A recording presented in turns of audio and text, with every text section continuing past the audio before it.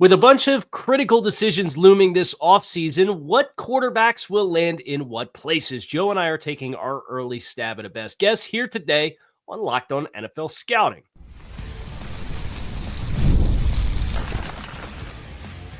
You are Locked On NFL Scouting with the Draft Dudes, your daily podcast for NFL and college football scouting. Part of the Locked On Podcast Network, your team every day. What is better than this? It's guys being dudes here on the Locked On NFL Scouting podcast with the Draft Dudes. I'm Kyle Crabbs. He's Joe Marino. We are your hosts here on the program. We want to give a special shout out and thank you to our everydayers because it is your team every day. We don't just say it. We live it here on the Locked On Network. And with Locked On NFL Scouting, we get to do all of your teams, as we will do here today on the show. Today's episode of Locked On NFL Scouting is brought to you by Game Time. Download the Game Time app, create an account, and use code LOCKEDONNFL for $20 off your first purchase. Joe, the people are probably wondering why I am bringing us in when the only time I ever bring us in is when I'm by myself. Happy Tuesday to you and Victory Monday to Los Angeles Rams fans everywhere. Man, I had it queued up to say that. I was going to say happy Victory Tuesday to the Los Angeles Rams, but yeah, dude, throat is. I only got so many bullets in the chamber here for what I'm going to say. So Kyle was kind enough to take some of the talking off of me here today. No pressure on me at all right now because I know we got 32 teams. We're going to do the thing for all the teams, and that's never a short show to begin with. Right. But before we get into our formal predictions, and we do this this is what, the third year that we've done this? I think so. Yeah. We did it with Chris Schubert, our former producer, and then last year we did it. Obviously, Chris now doing the Jets postcasts and Mets Mets. So member of the Locked On family. We're fired up about that for Chris. But he used to do our production when we were at our prior stop along this journey that we have taken covering the league. And it's always fun to lay all the quarterbacks out, including those that you anticipate are going to be available in free agency and those that are going to be available in the draft, and then lay all the teams out. And obviously there's some that are very easy because there's long-term contracts and commitments and so on and so forth. But then there's some that you really just, you can't get a pulse on at all. And you have kind of this mini pool of available talent and available options. And this is probably the first time that we've done this where I at least felt like, Joe, I don't know if you felt this way. I felt I had more opportunities than I had options. Like there's two that I'm like, I really don't feel good about this at all. You feel that way? Yeah, I for sure do. And then kind of playing matchmaker at the same time is very, very difficult.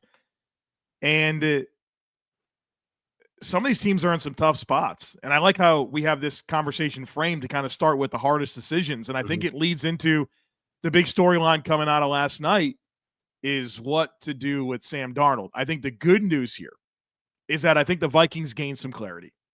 That it's a nice sobering reminder of exactly who Sam Darnold is, right? When you think about the Lions game and what is he, like 18 of 41, taking 9 sacks last night, the internal clock, knowing when he's hot, it's still not there, man. And I don't know that it's ever going to be there.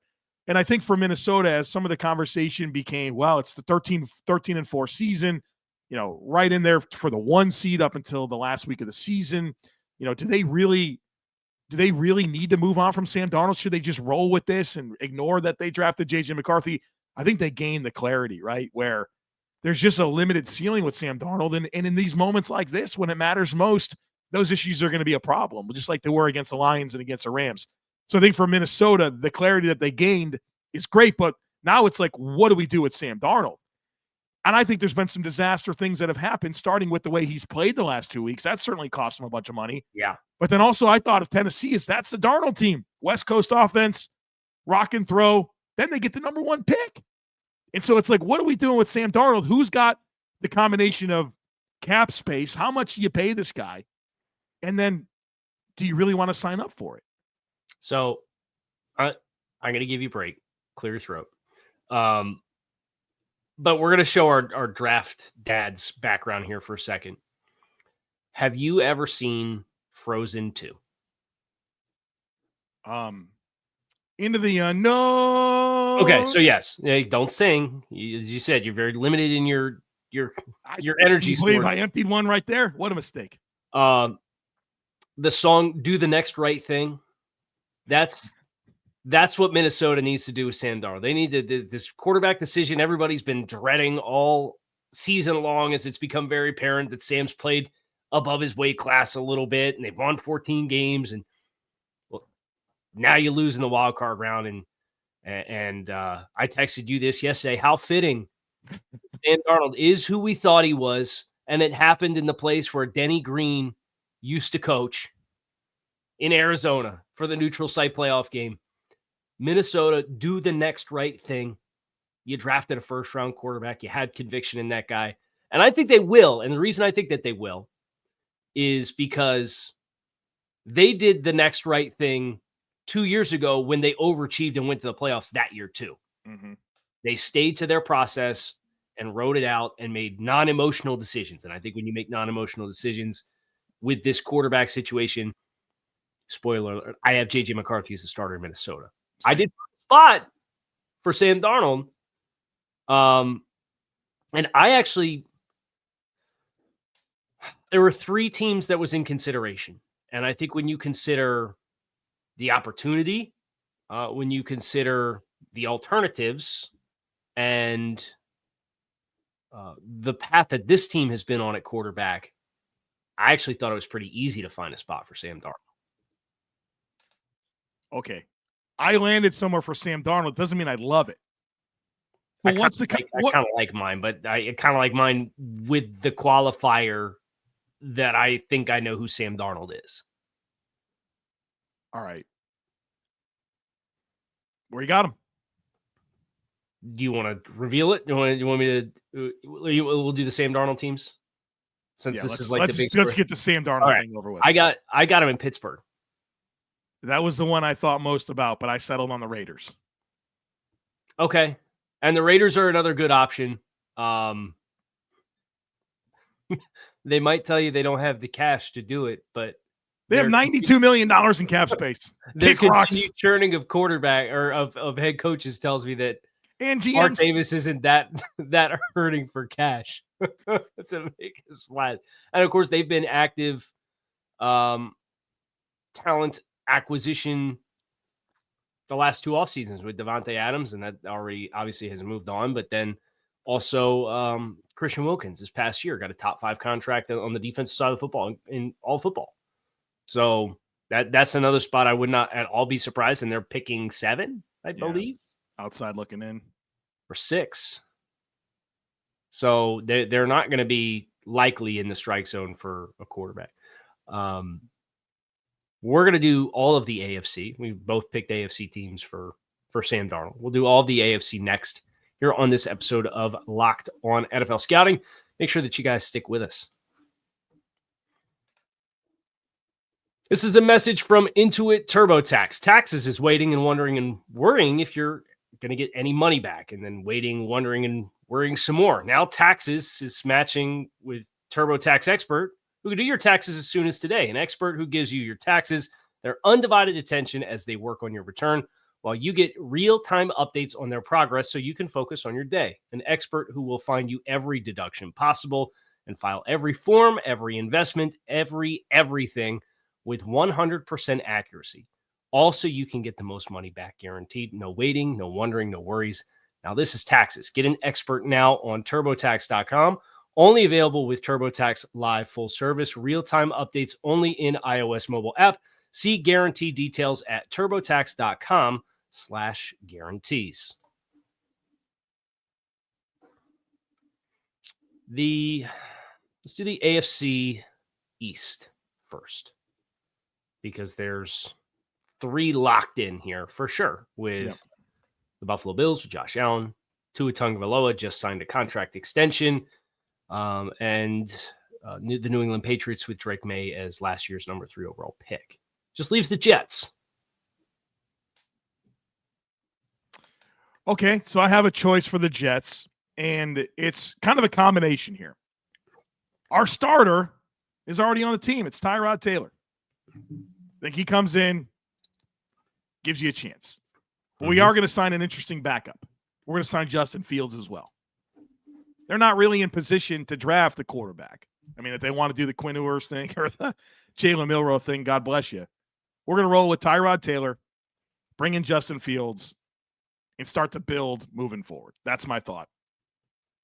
How do you have a coach that you like with that vision? Because that's obviously the hard part for New York is that they have a vacancy. It feels like they're going to have a defensive-minded coach, whether that's Rex Ryan, whether that's Brian Flores, something like that. So Flores or Aaron Glenn. Or come on, give me Rexy. Aaron Glenn, none of that helps me land on the right OC. But I like the dual threat nature of both of those quarterbacks. Mm-hmm. I like that Tyrod is a player that can make some big plays with his arms and his leg, or his arm and his legs, but also, doesn't beat you, right? He's not going to like turn the ball over. I think it'd be a great player to pair with Justin Fields and have yourself some level of a ceiling with Fields, but also have a floor with Tyrod Taylor. Okay. I had Tyrod Taylor down, knowing full well that they were going to sign somebody in free agency because they are also picking outside the top 6 and not really going to be in the stratosphere to draft a quarterback in a limited draft class unless they were to go with one on day 2. Yeah. So I also have it Allen, Tagovailoa, Tyrod Taylor, Drake May, the AFC East. Okay. The AFC North, Lamar Jackson, Joe Burrow, definitive locked-in players. Yeah, that nailed it. That's the good first half. The second half, I already spoiled. I put Sam Darnold with the Pittsburgh Steelers, and then the Cleveland Browns at 2 are an interesting one because Deshaun Watson retore his Achilles, which happened 60 days after it was repaired or whatever it was. So there's some speculation there about, was Deshaun Watson doing the things that he's supposed to be doing with his rehab? And if the answer is no, he may have surrendered his guaranteed on his finances that he has left remaining from Cleveland. And if that's the case, darn well they ain't going to pay him an extra penny. All right. And they've already kind of admitted they're in a get through the rest of the contract state of mind anyway with how they restructured it. And he was going to probably miss a good chunk of 2025 and now is likely missing the entirety of 2025, even if he was following doctor's order when he rolled his ankle and retore his Achilles. But this position's a nightmare. Do you draft a guy at 2 in a quarterback class you don't love? Do you sign a free agent? I really like my solution for Cleveland, but I'll be curious to see what you have. Who do you have for Pittsburgh? Oh, he goes on this monologue to set up Cleveland. He's it's the 2 vacancies we have. So do Pittsburgh first, and then we'll get into Cleveland. I thought Pittsburgh was the most difficult team to figure out because they're kind of in no man's land with the draft. So here's my plan for the Pittsburgh Steelers. We're gonna have a package deal here. We're gonna sign in free agency Andy Dalton. Come in there. That's our floor. Oh man. Okay. Andy, welcome back to the division, Andy Dalton. Then we are gonna draft. And look, we can have this conversation whether picking somewhere around 20, second round, Jalen Milroe. Bring him in. Feels like there's maybe been some good influence with Andy Dalton on Bryce Young. Bring Jalen Milroe into the frame and have some ceiling there. Obviously, the tools are there. It needs development. But again, kind of looking at that combination of ceiling and floor, I feel like I at least get some of that here with this combination in a tough situation. I know that's not maybe super sexy or attractive. It's a hard situation to figure out. That's why I think they got to pay Darnold, though. I'd rather do it just detach the predictions. If I was a fan of Steelers, I just wouldn't want that. Would you want $25 million a year, Sam Darnold? Because he's not getting 40 after the way that he just played, right? Can we agree on that? Cost himself a ton. Yeah. Yeah. So that's what I have, man. Okay. Who do you have for Cleveland? This one I feel decent about. They need a cheap solution at quarterback. Yeah. And I actually have them passing on a quarterback in the draft as of today. So we're going to sign a veteran Kirk Cousins, right? The familiarity. That's my guy too. Yep. Stefanski, right? It kind of makes sense.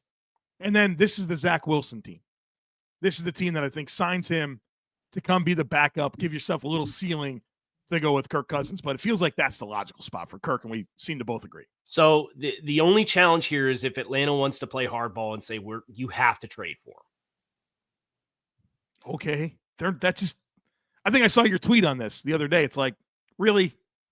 Right, but there is a world where Atlanta does keep him as the backup quarterback. But if they do that,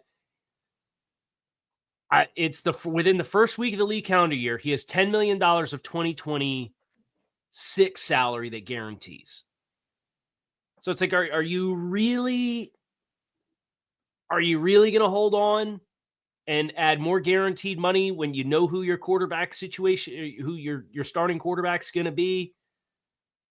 I have a hard time thinking optically that Atlanta is going to sit here and play hardball at the cost of $37 million for Kirk Cousins, who they signed to be the starter, likely was not very happy when he signed to be the starter, and then they drafted a top 10 player and replaced him within the first season to be there for another season as the backup because they didn't get an offer that they like. When you got 5 names down. I wrote 5 names down for names that you've invoked that I didn't have a starting spot for already. Sign one of those guys for half the money. Take your lumps with the $27 million. Don't sign yourself up for an extra $10 million in losses. But there will be people that say, well, they're going to pay him $27 million regardless unless somebody trades for him. So they don't really have an incentive to cut him. They'll just keep him and pay him the $27 million and he can be the backup, not open up another need on your team and then have to pay somebody else to be the backup. But if he gets cut, Cleveland can sign it. Nobody's offering Kirk Cousins more than $27 million. So he's getting $27 million regardless. Yeah. And it's a bunch of teams that have, hey, we want you to be our backup. Hey, we think you could be our starter. And they're all offering the $1.21 million minimum salary, and Kirk gets to choose what he thinks his best situation is and where he can go play and start. And that's Cleveland, in my opinion, with Kevin Stefanski. So we agreed on that one. I have Dalton, Milroe to Steelers. You have Sam Darnold. Yes. Well, after you do the Mitch Trubisky thing, that's a tough pill to swallow. But we'll see. AFC South. We have Jacksonville. Trevor Lawrence just gave him a $55 million year contract extension. CJ Stroud, second-year quarterbacks won playoff games in each of his first 2 seasons. That's a nice little feather in your cap. The Tennessee Titans picking number 1 overall, and the Indianapolis Colts with former top 10 quarterback Anthony Richardson, who has appeared to have gotten a vote of confidence in the press because Pat McAfee didn't say nice things about him. I'm sticking with Anthony Richardson with the Colts, right? Yeah. Which just leaves the Titans and what quarterback you think will go number 1 overall? Shedeur Sanders. I think Shedeur Sanders is a better stylistic fit for right now. I am actually going Cam Ward. There's a ceiling that exists that Tennessee didn't really seem to be bothered by a lack of synchrony with Will Levis and the system when they tried to make Will Levis work. Don't you think they should have learned that lesson though? Okay, but I don't think Cam Ward is like that. That's a Will Levis problem as much as anything else. Right. I think there's a significantly higher physical ceiling with Cam Ward than there is with Shedeur Sanders. I think they'll bet on that at that point. And then there are some reports out there, and I know it's super early. There are some reports out there that Tennessee does like Ward right now too. Well, it's fun that we're different, right? Two different ideas here for the listeners to take in. So that's Lawrence, Richardson, Stroud the same. You have Shedeur at 1. I have Cam Ward at 1. Which brings us to the AFC West. We're going to sneak it in here before the break. There's one team, and you've already tipped who you did with this one team because it's Bo Nix with the Broncos as a rookie quarterback this year. Justin Herbert and Patrick Mahomes on long-term contracts. And I've got Darnold to the Raiders. Mm-hmm. $92 million, and they're picking outside the range of Ward and Sanders. I have Russell Wilson here. Oh, buddy. Are they going to hire Pete and Sam? They're not going to hire Pete. No. Or Pete and Russ. Yeah, that's what I meant to say. I think there's a supply and demand issue that's big enough. I thought about Aaron Rodgers, but I wouldn't be surprised if Aaron retires. Dude, I didn't have anywhere for Aaron Rodgers. Spoiler. I have no team that's going to sign up for that. I also think the fact that he played the way that he did in his final game and they got the 500th touchdown pass and they went out on a win. And I just think Aaron's going to ride off into the sunset on the high of a win. He's playing better than Russ Wilson, though. He is playing a lot better than Russell Wilson. And if you told me short term I could pick one, I might pick Aaron Rodgers, but there's complicating factors with just the football execution of that. And I can't imagine Aaron would want to go play for Tom Brady. No.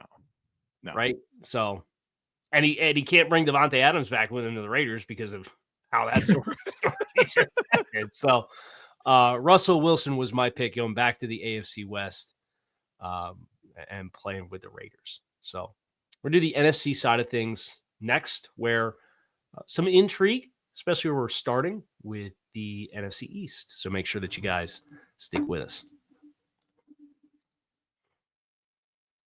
Events are meant to be consumed live. That's part of the whole experience with your favorite sports, concerts, and comedy and theater. So make sure you take the opportunity this year to get to some events near you. When you spontaneously decide that you want to go, Game Time makes it easier to get tickets for your favorite events. And they also now offer Game Time Picks. This feature filters out the fluff to show you only incredible deals on great seats, so you don't have to waste time searching through thousands of tickets. Take the guesswork out of buying tickets with Game Time. Download the Game Time app, create an account, and use code LOCKEDONNFL for $20 off your first purchase. Terms to apply. Again, create an account and redeem code LOCKEDONNFL, LOCKEDONNFL for $20 off. Download Game Time today. What time is it? It's game time. And it's time for us to pick the NFC East, where you have Jalen Hurts, Jaden Daniels, two teams playing in the divisional round. So feel good about those guys being back with those teams. Yeah. Pretty solid. The Dallas Cowboys, they're not going to do the crazy thing, are they? I don't think so. I don't think so. The crazy thing, obviously, being hiring Deion Sanders to be their new head coach, because it was announced yesterday. Was it yesterday? Like, we didn't talk about this on the show at all, right? No, yeah. It came through later in the day. So yeah. Mike McCarthy out in Dallas. So they now have a head coaching vacancy. I'd bet anything they are going to hire Deion Sanders to be the coach. Feels like it. And of course, Deion infamously said the only way I would go to the NFL is if I get a chance to coach my sons. He's got Shiloh and he's got Shadur, and they're both in this draft. And Shiloh won't be hard to draft because I don't think he'd be drafted unless it was by a Deion Sanders coach team. And Shadur, Joe is already destined to be the number one overall pick. He's available for me. I'm not going to do it, though. The Dak Prescott contract is a problem, though. Mm-hmm. Have you looked at the state of affairs of that contract? I followed your analysis on it. So he's due like $47 million in cash this year. He currently has an $89 million cap hit. So you could restructure it out and it'd be a digestible figure. But most teams can restructure out a quarterback contract, Joe, and then get it down to like 35 or 40 million. Dallas's like best case scenario is a 5 by 5 is like 9, which means you're taking out of the. You're still talking like $60 million. It's like the floor of a restructure on Dak. 55 in that ballpark. So there will be a point, I think, where it might behoove Dallas to pivot away from Dak Prescott, but they just gave him the 4-year, almost fully guaranteed contract. So I just don't think it's going to line up for them. I have Dak in Dallas. Same. But that is a storyline to kind of watch unfold over the next couple of years, because those numbers are going to get bigger and bigger and bigger and less flexible. which leaves the New York Giants. Listen, Cam Ward spot? Yeah, this is my Cam Ward spot. You kind of figured that out as I had Cleveland not going with a quarterback, and number 3, the Giants, Cam Ward, physical traits with Cam Ward. I think that's an appealing thing for Brian Daboll, and I think about their best path to stay, right? Shane and Daboll, clearly this is a make or break year. And I think the best way for them to continue is to get their hands on a rookie quarterback, have them play well, and stay the course.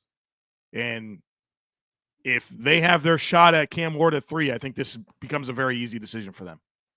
I have Shadur Sanders as the other available. So I just have who goes 1 and who lands with the Giants flip-flopped. We didn't have Cleveland. Neither of us had Cleveland picking a quarterback, which is interesting.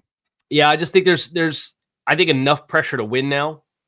Yeah. Where if you tell me they can't get Kirk, I might have them taking a quarterback. Right. They don't feel like a Daniel Jones spot or anything like that, Right. Yeah. Right. Or they don't feel like a great Justin Fields destination either. Right. I think the guy who for me is probably number 33 on the outside looking in is going to be Justin Fields. NFC North. We did a whole segment on Minnesota. JJ? Yeah. Okay. And the rest of this one should be pretty turnkey. Jared Goff, Jordan Love, Caleb Williams. Yep. Great. Sorry if you're a fan of NFC North, you're going to get no conversation. Things feel pretty turnkey in the NFC South, too. Where you have Baker Mayfield, who signed a contract extension. You have Bryce Young, who the team invested the sun, the moon, and the stars into to get and showed some life. So you figure he's probably going to get another opportunity there. Michael Penix is a top 10 pick. The one that would be at all interesting, if not for Mickey Loomis and his insistence that they've done nothing wrong, is the New Orleans Saints. One of the most asinine quotes I've ever seen, Kyle Crabbs. Just because you're not getting the results you want doesn't mean you're doing things wrong. And listen, I am a big proponent of process over results, but you're at 5 years now of process over results, and the process is the only team in the league that does your process like this. And you don't have anything to show for it.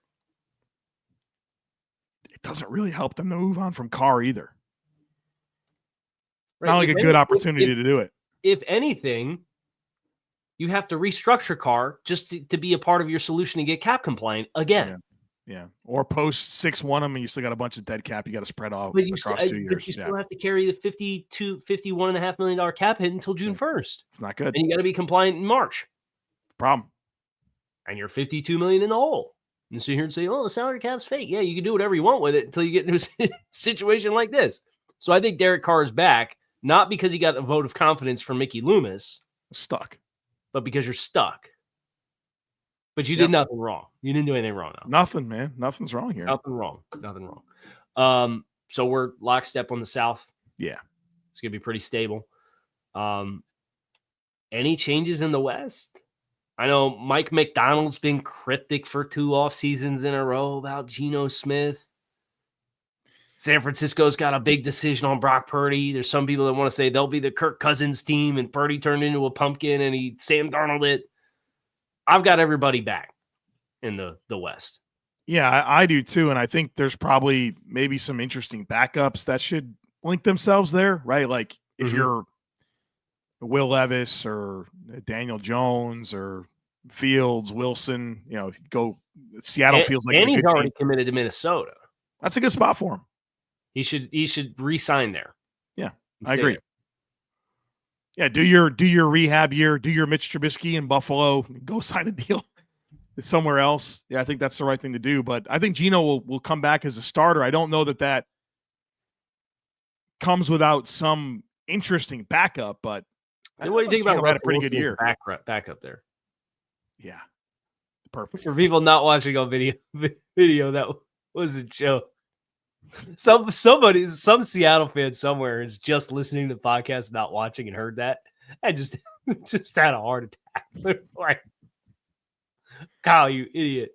Super Bowl winning quarterback for a lot for of Seattle reasons, Seahawks. but not that. What's that? Super Bowl winning quarterback, Seattle Seahawks. Took him to 2 of them, Kyle. He did. Should have won both. You know?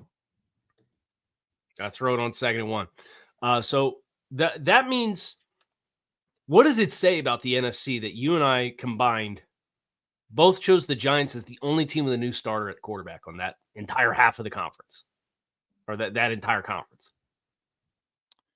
I think you look at, the 4 best quarterbacks in the NFL are in the AFC.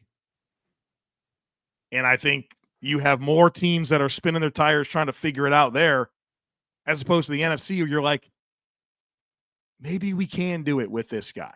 It feels a lot more digestible to make a run in the NFC when 38-year-old Matthew Stafford and Jared Goff are right now the bells, and Jaden Daniels is a rookie, where those guys are the bell of the ball right now in the NFC.